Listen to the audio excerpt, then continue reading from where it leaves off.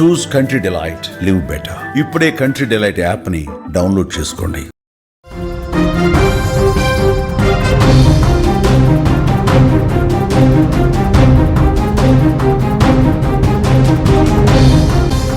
Russia ఉక్రెయిన్ల మధ్య యుద్ధం మరింత ముదురుతోంది. తాజాగా యుద్ధంలోకి నార్త్ కొరియా కూడా వచ్చింది.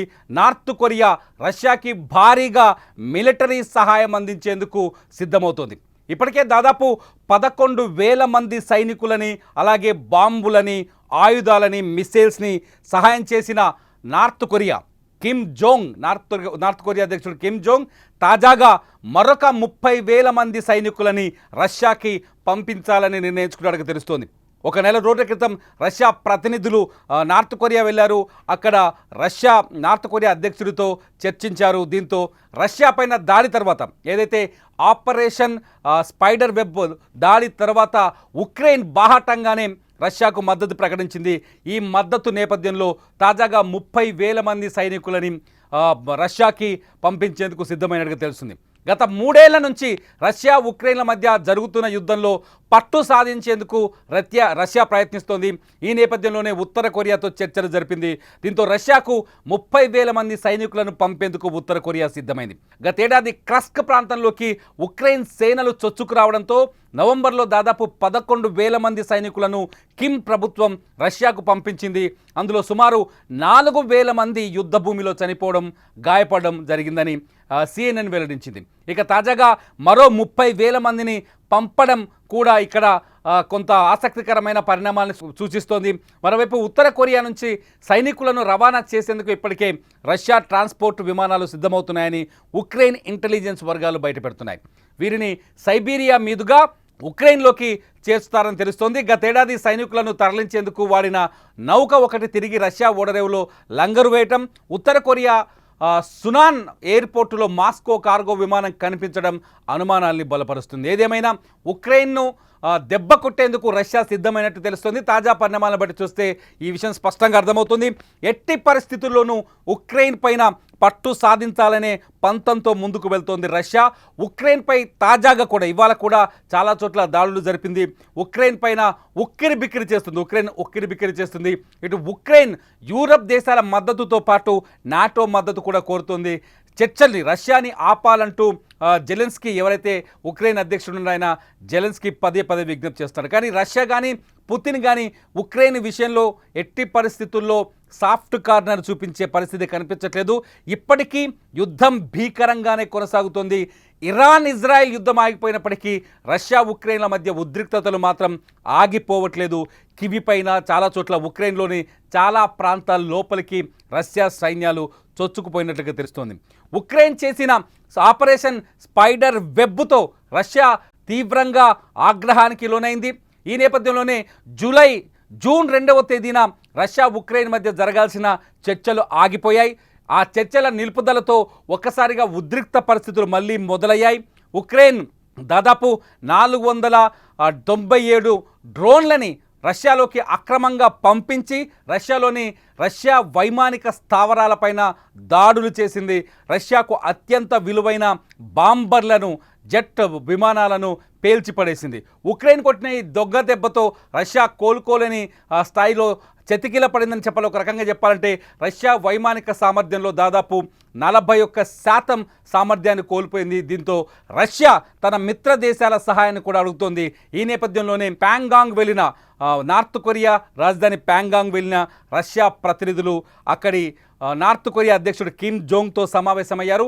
కిమ్ జోంగ్ సహాయ సహకారాల్ని అర్థించారు. 15 రోజుల క్రితమే కిమ్ ఉన్ జోంగ్ చాలా స్పష్టంగా రష్యాకి యుద్ధంలో మద్దతిస్తున్నామని, అన్ని రకాల సహాయం చేస్తామని ప్రకటించారు. ఆ తర్వాత మిసైల్ టెస్టులు కూడా చేశారు. కొన్ని మిసైల్ టెస్టులు కూడా చేశారు కిమ్ ఉన్ జోంగ్. ఆ మిసైల్స్ అన్నింటినీ ఇప్పుడు రష్యాకి అందిస్తున్నట్టుగా తెలుస్తుంది. దీంతోపాటు 30,000 మంది సైనికులను కూడా ఉక్రెయిన్పై యుద్ధం చేయడం కోసం తరలిస్తున్నట్టుగా తెలుస్తుంది. ఉత్తర కొరియాలో సైన్యం పెరేడ్ని చూస్తున్నారు మీరు స్క్రీన్ పైన.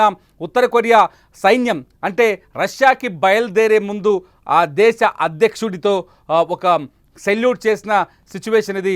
ఉత్తర కొరియా సైన్యానికి సంబంధించిన లేటెస్ట్ వీడియోస్, ఈ వీడియోస్ని CNN రిలీజ్ చేసింది సౌత్ కొరియా సహాయంతో. సౌత్ కొరియా మీడియా కూడా ఈ విజువల్స్ని కొంత బయటకు విడుదల చేసింది. నిజానికి నార్త్ కొరియాలో మీడియా పైన పూర్తిగా ఆంక్షలున్న విషయం తెలిసిందే.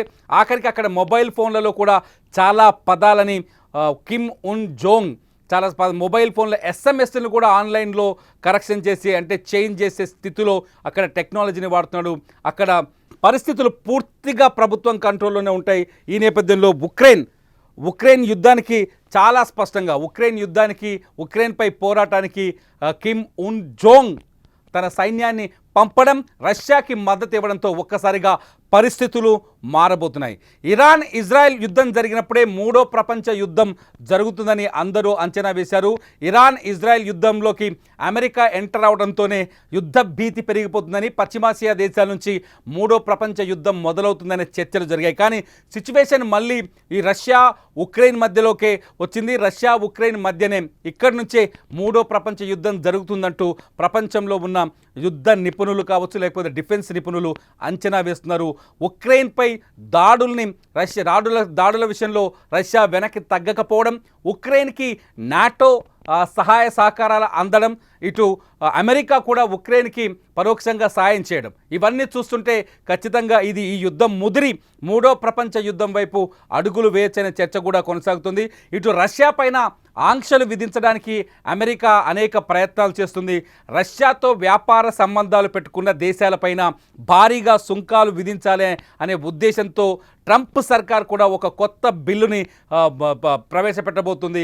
ఈ బిల్లుతో ఒక్కసారిగా రష్యాపై ఆంక్షలు పెరిగే అవకాశం కూడా ఉంది. గతంలో ఇరాన్ పైన కూడా ఇటువంటి నిర్ణయమే తీసుకుంది అమెరికా. ఇప్పుడు రష్యా పైన కూడా తీసుకోవాలని ఆలోచిస్తుంది. ఇప్పటికే యూరప్ దేశాలు అమెరికా పైన తీవ్రమైన ఒత్తిడి చేస్తున్నాయి.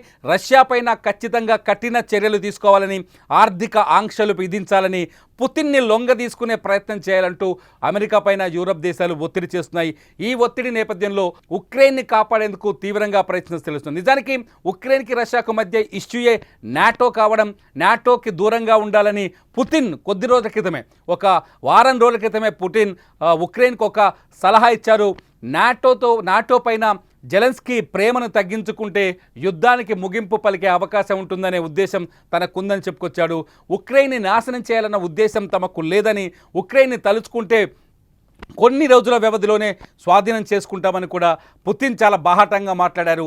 ఈ వ్యాఖ్యల నేపథ్యంలో ఉక్రెయిన్ వర్సెస్ రష్యా ఈ ఉద్రిక్తతలు అయితే తగ్గట్లేదు. ఉక్రెయిన్కి నాటో మద్దతు ఇస్తే రష్యాకి ఉత్తర కొరియా లాంటి దేశాలు చాలా స్పష్టంగా మద్దతు ఇస్తున్నాయి. ఈ ఉద్రిక్తతలు ఎంత దూరం వెళ్తాయనేది ఇప్పుడు ఆసక్తికరంగా మారుతుంది. ప్రపంచ డిఫెన్స్ నిపుణులు మాత్రం ఇది మూడో ప్రపంచ యుద్ధం వైపు అడుగులు వేసే అవకాశం ఉందనే అంచనాలు వేస్తున్నారు. మీరేమనుకుంటున్నారు? రష్యా ఉక్రెయిన్ యుద్ధం ఆగిపోతుందని అంచనా వేస్తున్నారా? రష్యా ఉక్రెయిన్ యుద్ధం ఆగాలి అంటే పుతిన్ వెనక్కి తగ్గాలా, జెలెన్స్కీ వెనక్కి తగ్గాలా? పుతిన్ చేస్తున్న పనుల్లో న్యాయం ఉందని మీరు అనుకుంటున్నారా? జెలెన్స్కీ చేసిన పనుల్లో న్యాయం ఉందని మీరు అనుకుంటున్నారా?